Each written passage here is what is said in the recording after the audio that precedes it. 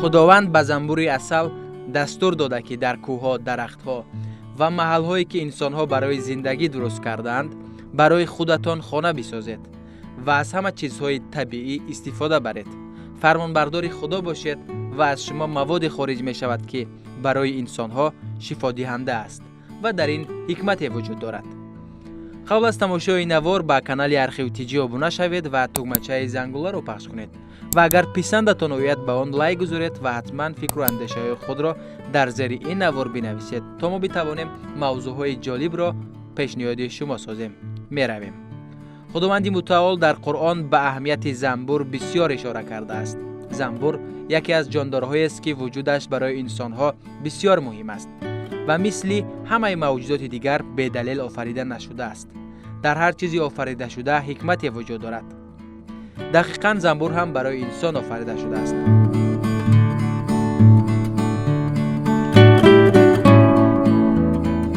دانشمندان امروزه در مورد زنبورها خیلی نگرانند. تعدادی از محققان در خصوص زنبور عسل به نتیجه دست یافتند و اعلان نمودند که در عصر گرمایش زمین نسل زنبورها در خطر نابود شوی قرار دارد. به نظر دانشمندان نسل زنبورها طی چند سال آینده به کل از بین خواهد رفت. آنها 66 گونه مختلف زنبور را در 100 منطقه گوناگون مورد بررسی قرار دادند. در نتیجه بررسی ها متوجه شدند که در حالت گرمایش زمین این گونه زنبورها در حال کاهش و نابود شوی هستند. آنها به این باورند که اگر کره زمین به این شکل ادامه یابد طی چند سال نسل زنبورها به کلی از بین می روند و در این حالت قیامت شروع می شود.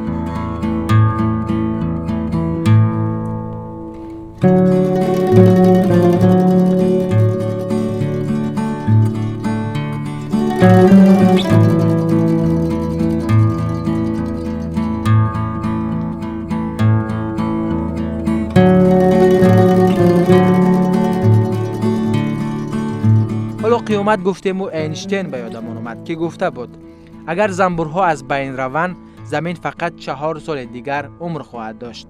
تئوری او بیان میکند که اگر زنبور نباشد گیاه، انسان، حیوان و موجودات دیگر وجود نخواهند داشت. با توجه به این تئوری به این خلاصه میتوان آمد که اگر زنبور وجود نداشته باشد عمر دنیا نیز تمام خواهد شد. ولی زنبورها در حقیقت چطور میتوانند نسل بشر را به نابود شوی برسانند؟ آیا نابود شدن زنبورها یکی از نشانه های قیامت است؟ بیایید با هم تاثیرات زنبور در زندگی انسان را بررسی میکنیم. تصور کنید دیگر در روی زمین عسل وجود نداشته باشد. اگر زنبور نباشد عسل هم نداریم. انسان ها 9000 سال است که از عسل استفاده میبرند. زنبورها در کشاورزی هم نقش مهمی دارند، زیرا در پراکنده کردن تخم رستنی ها تنها زنبورها قادرند و گلها نیز با وجود زنبورها رشد میکنند. به این وسیله عسل نیز به وجود میآید.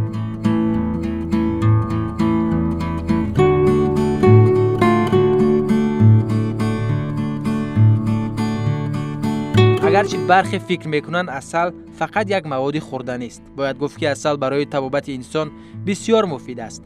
مخصوصا برای پوست بسیار ضروری است. حتی برای پوست سر نیز از منفعت خالی نیست. برای زخم و سوختگی نیز دارو است. برای سرفه نیز خیلی مفید است و یک غذای خیلی سالم در طول تاریخ شناخته می شود که صدها درد دیگر از آن دوا می یابند.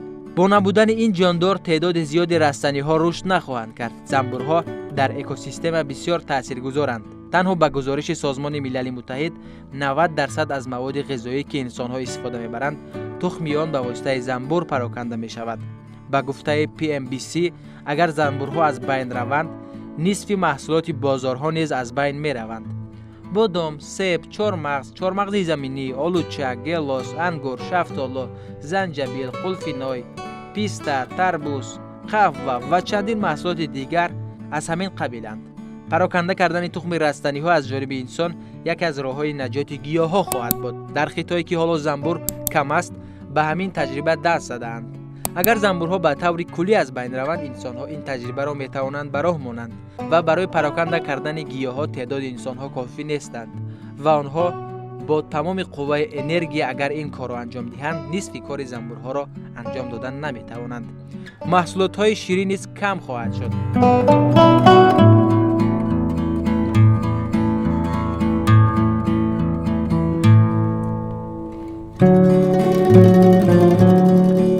مشکل بعدی که با نابود شدن زنبورها به وجود میآید این است که نه تنها انسان‌ها از استفاده مواد گوناگون محروم میشوند، بلکه حیوانات نیز از این ضرری کلان خواهند دید. آن رستنی‌هایی که گاوها استعمال می‌کنند با نبودن زنبور نابود می‌شوند. وقتی که خوراک گاوها نابود می‌شود، شیر هم وجود داشته نمی‌تواند.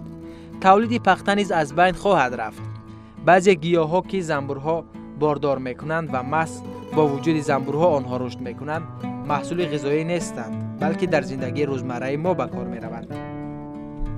مثلا پخته.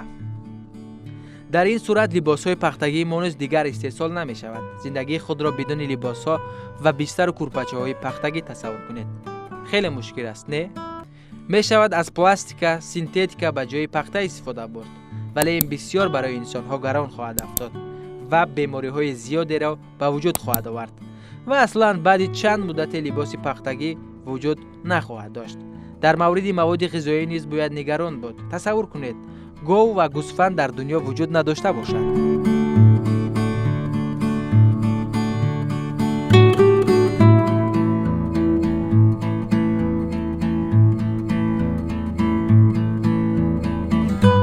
مرغ‌ها باقی خواهند ماند و تخم یکی از غذاهای اولین خواهد شد. در میان غذاها گندم، جواری، نخود، برنج از بین نمی‌روند و این موادها به مقدار زیاد وجود خواهند داشت. تعداد زیادی از گیاه‌ها که به تخم پراکنی نیاز دارند با تلاش انسان‌ها از بین نمی‌روند. کارتاشکا و پمیدور و بادرینگ و سبزی نیز از بین نخواهند رفت، ولی بر روغن بادام خداحافظی خواهیم کرد.